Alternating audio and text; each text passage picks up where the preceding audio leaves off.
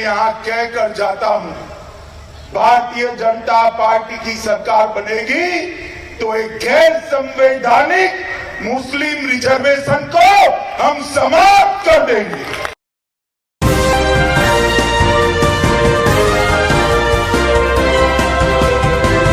दोस्तों, बिना मुसलमानों का नाम लिए भारतीय जनता पार्टी की राजनीति जो है वो पूरी होने वाली नहीं है। हालांकि 2024 की तैयारियों में भारतीय जनता पार्टी लगी हुई है, पर 2024 के चुनाव के साथ साथ वो राज्य चुनाव में भी पूरी तरीके से ध्रुवीकरण की राजनीति करने के लिए तैयार हो चुकी है, क्योंकि 2024 के साथ साथ तेलंगाना में चुनाव होने हैं। और जब तेलंगाना में चुनाव होने हैं तो भारतीय जनता पार्टी के पास सबसे बड़ा हथियार है मुसलमानों को लेकर के इस तरीके से खबरों को दिखाया जाए और इस तरीके से ऐलान किया जाए जिसके चलते ध्रुवीकरण की राजनीति की जा सके।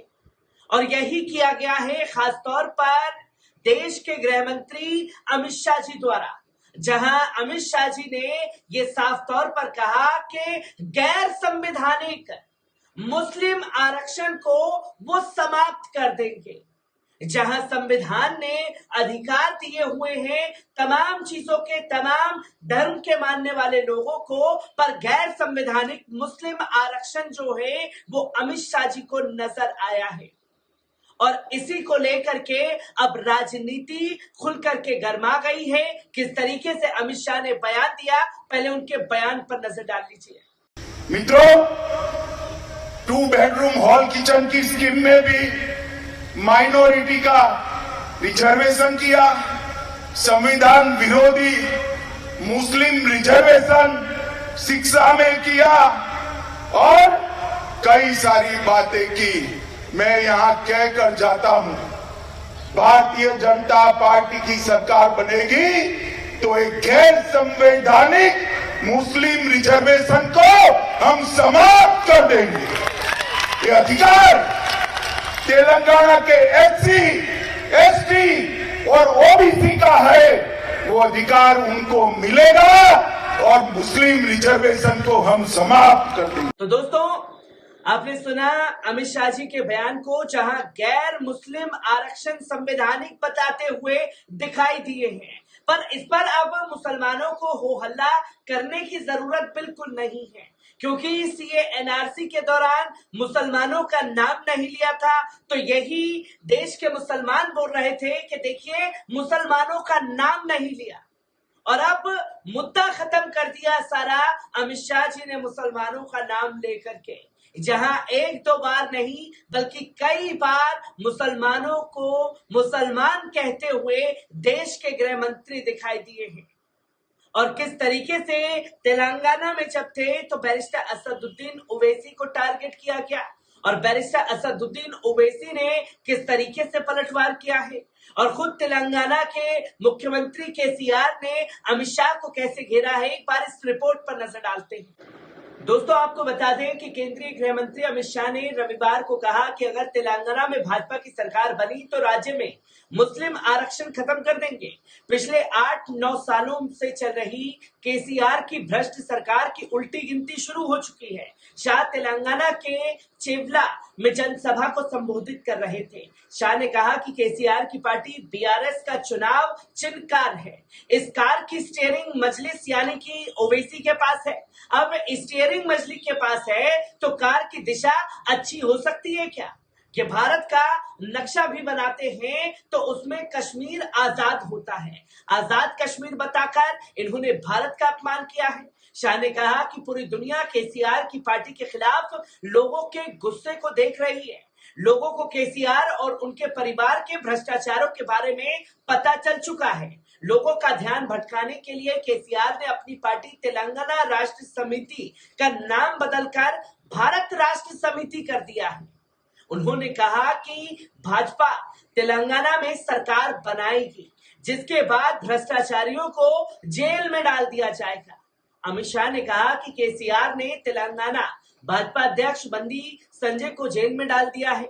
उन्हें लगता है कि भाजपा कार्यकर्ता जेल जाने से डरते हैं।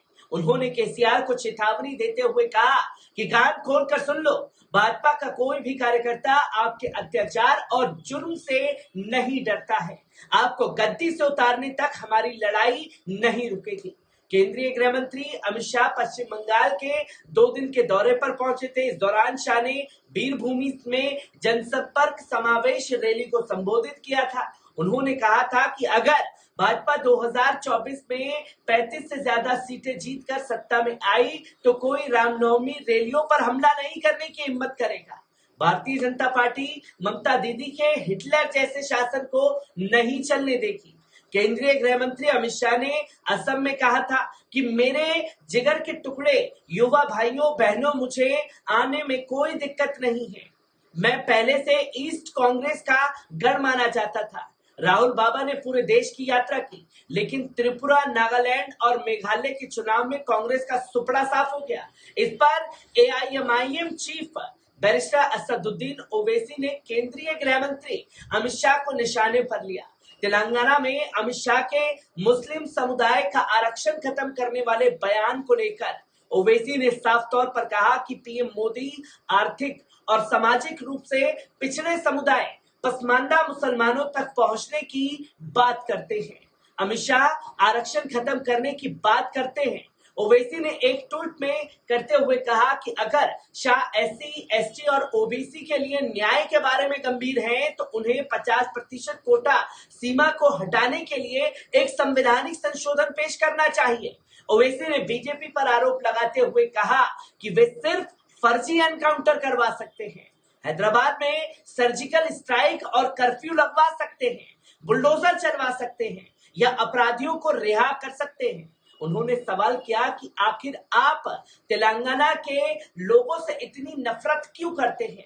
एक तरफ प्रधानमंत्री नरेंद्र मोदी आर्थिक और सामाजिक रूप से पिछड़े समुदाय पसमानदा मुसलमानों तक पहुंचने की बात करते हैं, तो वहीं दूसरी तरफ अमित शाह उनके आरक्षण को हटाने का वादा कर रहे हैं। ओवैसी ने साफ तौर पर कहा कि सर अमित शाह, ये ओवैसी का रोना कब तक चलेगा?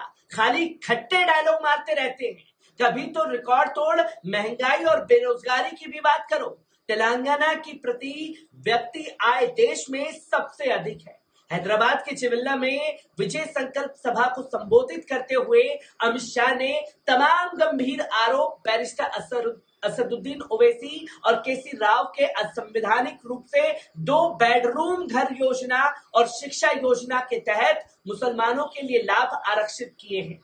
अमित शाह ने इस दौरान मजलिस से न डरने का दावा किया था और कहा था कि अगर अगले चुनाव में बीजेपी की सरकार बनती है तो ये असंवैधानिक मुस्लिम आरक्षण को खत्म कर दिया जाएगा।